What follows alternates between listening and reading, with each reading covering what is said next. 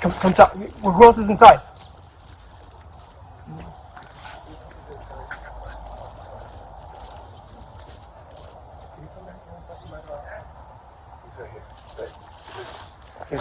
Yeah, I can see him. Hey, buddy, Officer Moose, Albuquerque Police Department. You okay? Hey, man, can you drop the knife? Hey, can you drop the knife? Hey, drop the knife! Drop the knife, buddy!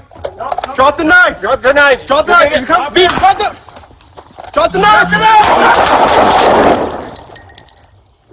Shots fired, shots fired.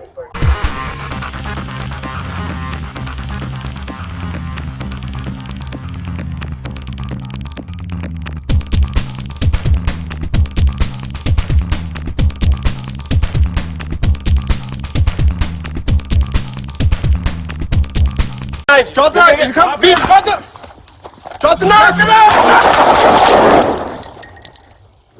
Shots fired, shots fired.